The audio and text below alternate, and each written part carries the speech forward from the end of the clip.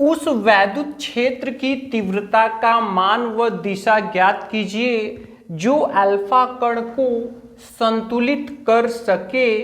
Alpha कण का द्रव्यमान 6.68 गुणे 10 की घाते -27 किग्रा तथा आवेश प्लस 3.2 गुणे 10 की घाते -19 कूलाम है।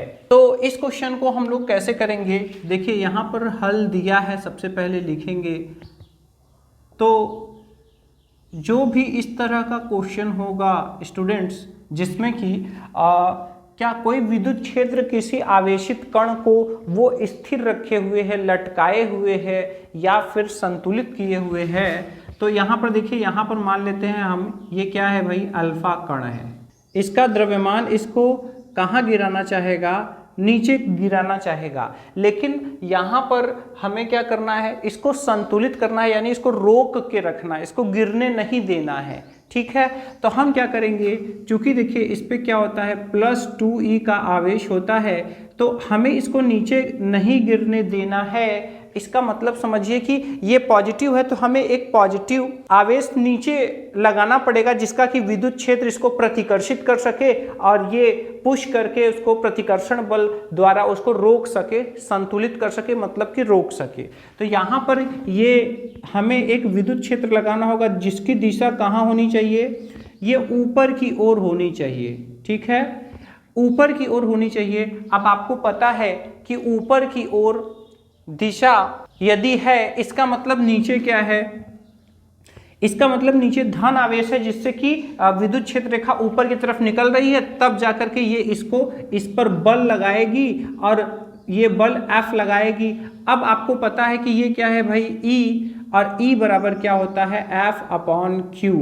तो यहाँ से अगर हम F का मान निकालें तो क्या हो जाएगा, F बराबर Q इंटू E ये हो जाएगा। तो यही बल इसको संतुलित कर रहा है। ठीक है, तो यहाँ पर क्या दिया हुआ है, अल्फा कण। ठीक है, तो यहाँ पर अल्फा कण का द्रव्यमान दिया हुआ है। अल्फा कण का द्रव्यमान कितना है, तो देखिए m बराबर कितना है, यहाँ पर m बराबर है 6.68 गुणे 10 की घाते -27 kg। ठीक है, इसके बाद यहाँ पर जो आवेश दिया हुआ है, अल्फा कण पर आवेश कितना है, तो ये Q बराबर दिया हुआ है 3.2 गुणे 10 की घाते -19 कूलाम। ठीक है, तो यहाँ पर हमें विद्युत क्षेत्र का मान व दिशा निकालना है। तो दिशा तो देखिए ऊपर की तरफ होगा, क्योंकि ऊपर की तरफ होगा इसका मतलब तभी नीचे प्लस है, तो प्लस से विद्युत क्षेत्र रेखाएं बाहर की ओर निकलती हैं। तो जब प्लस होगा तभी प्लस वाले को रोक करके वो संतुलित कर पाएगा, प्रतिकर्षित करके उसको वहीं पर टिकाए रखेगा, संतुलित रखेगा। तो अब यहाँ पर हमें क्या निकालना है, विद्युत क्षेत्र का मान। तो यहाँ पर हमें विद्युत क्षेत्र की तीव्रता निकालनी है, यानी E का मान निकालना है। ठीक है, तो ये क्वेश्चन मार्क हो जाएगा, तो हम लिखेंगे सूत्र से संतुलन के लिए। ठीक है, अब संतुलन के लिए यहाँ पर क्या हो जाएगा, तो ये हो जाएगा Q इंटू E बराबर M इंटू G। ठीक है, तो यहाँ पर E बराबर क्या हो जाएगा, E बराबर हो जाएगा mg/Q। ठीक है, अब यहाँ पे सारे वैल्यूज को हमें रख देना है। तो यम का मान कितना है, 6.68 गुणे 10 की घाते -27। जी का मान अगर नहीं दिया हुआ है तो यहाँ पर हम 9.8 रखेंगे, जो हम लोगों ने हाई स्कूल में पढ़ा हुआ है। इसके बाद यहाँ पे क्यू का मान कितना है, 3.2 गुणे 10 की घाते -19। ठीक है, तो हम क्या कर रहे हैं, हम इसको सॉल्व हमें करना है। तो देखिए यहाँ पर हम क्या कर रहे हैं, दशमलव से दशमलव को पहले हमने हटा दिया, इसके बाद हम इसको काट रहे हैं। तो ये देखिए 8 चौक 32। ठीक है, 8 से काट रहे हैं, 8 चौक 32, और यहाँ पे 8 1 का 8, और यहाँ पर अब 1 बचा 18 हो गया, 8 दूनी 16। अब 2 बचे हैं तो दशमलव लगा के 0 बढ़ाएंगे तो 20 हो जाएंगे, 8 दूनी 16 और 8 पंजे 40। ठीक है, फिर से अब हम ये 4 से इसको भी काट दे रहे हैं। तो यहाँ पर ये पूरा पूरा कट जा रहा है। देखिए 4 एक का 4, यहाँ दशमलव है, ठीक है। तो यहाँ 2 बच रहे हैं, अब 2 के बाद ये 26 होंगे, लेकिन दशमलव है तो दशमलव चलिए लिख ले रहे हैं। इसके बाद यहाँ पर ये हो चुके हैं 26, ठीक है। तो 4 छंग 24 और 4 सते 28, ठीक है।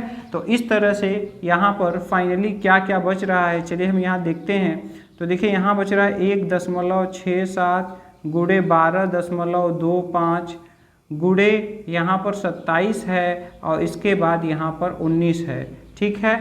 तो यहाँ पर क्या करेंगे हमें यहाँ पर इसका गुणा करना पड़ेगा। तो यहाँ पर देखिए हम लोग गुणा कर देते हैं।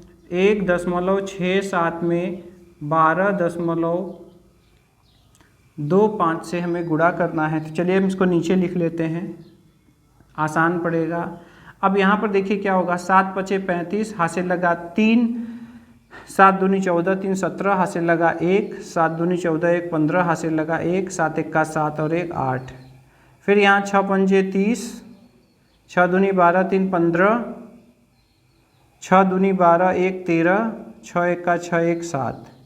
फिर 1 का जब गुणा होगा तो वही चीज़ें आ जाएंगी। फिर हम इनको ऐड करेंगे तो यहाँ पर ये हो जाएंगी 5, यहाँ पर हो जाएंगे 7, यहाँ पर 5 तिहाई 15, यहाँ पर 8 2 10 3 13 1 14, यहाँ पे 7 2 9 1 10 और यहाँ 1 1 2। और कितने अंक पर, 2 अंक पर और 2 अंक पर, 4 अंक पर दशमलव, 1 2 3 4 अंक पर दशमलव। तो ये यहाँ पर आ रहा है 20.455 गुणे 10 की घाते।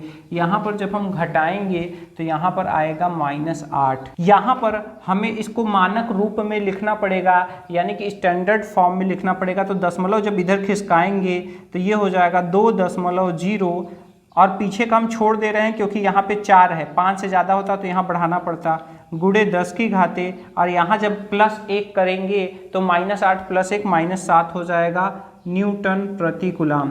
तो इस तरह से हमारा ई का यहाँ पर आंसर आ चुका है और इस तरह से हम अपने सवाल को हल कर लेंगे। यहाँ पर अगर आपको दिशा बताना होगा तो एक चीज़ और ध्यान दीजिएगा, दिशा यहाँ पे क्या होगी, तो इसकी दिशा क्या होगी, ऊर्ध्वाधर ऊपर की ओर। चूँकि यहाँ पर 2 चीज़ साफ साफ पूछा है, यहाँ पर मान और दिशा। तो मान हम लोगों ने निकाल लिया, दिशा के लिए यहाँ पर हम कहेंगे, क्या कहेंगे, दिशा ऊर्ध्वाधर ऊपर की ओर। क्योंकि जब ऊपर की ओर कब होगा, जब नीचे प्लस होगा तभी उससे रेखाएं निकलेंगी और प्लस प्लस को प्रतिकर्षित करके उसको रोके रखेगा, संतुलित रखेगा।